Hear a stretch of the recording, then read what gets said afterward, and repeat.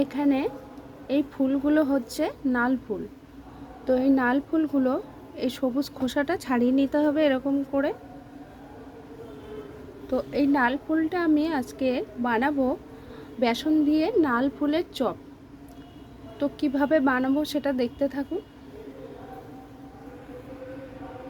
এটা এখন গরম জল, হালকা গরম জলে ধুয়ে নেব পরিষ্কার করে।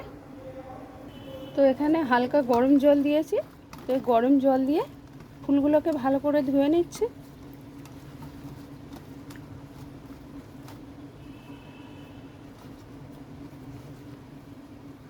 এখন জলটা ফেলে দেব।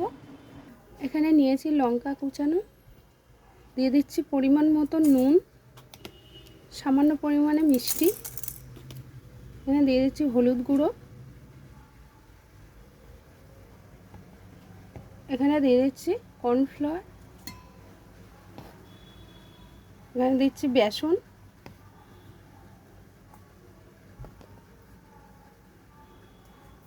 এখানে আমার পরিমাণে আমি নিয়েছি, আপনাদের পরিমাণ মতন আপনারা নেবেন।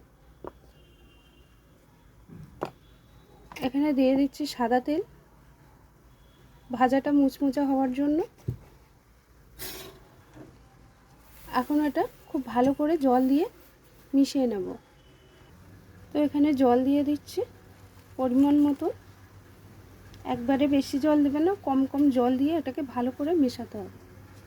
তো এখানে বেসনটা ভালো করে ফেটিয়ে নিয়েছি, এরকমভাবে ফেটাতে হবে, খুব ঘনও নয় খুব পাতলাও নয়।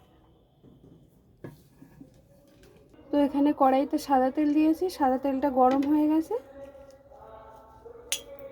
এখন আমি এই ফুলটা বেসনের মধ্যে ডুবাবো।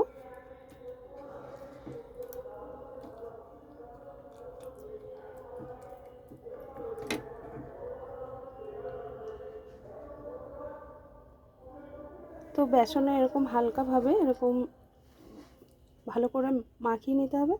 নেওয়ার পরে তেলের মধ্যে ছেড়ে দিতে হবে। অলরেডি একটা ভাজা হয়ে গেছে, দেখুন দেখতে কিন্তু ভালোই লাগছে, সূর্যমুখী ফুলের মতো।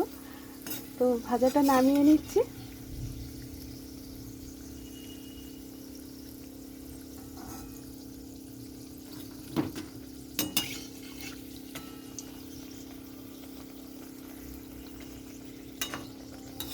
এটা একটু ভাজা হবে।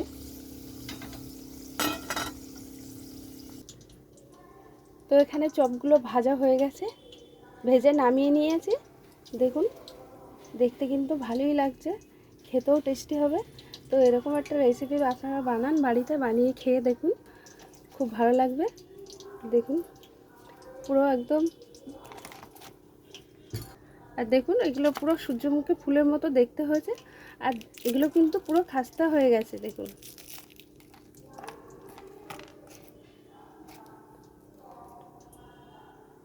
তো কেমন হয়েছে এটা লাইক কমেন্ট করবেন।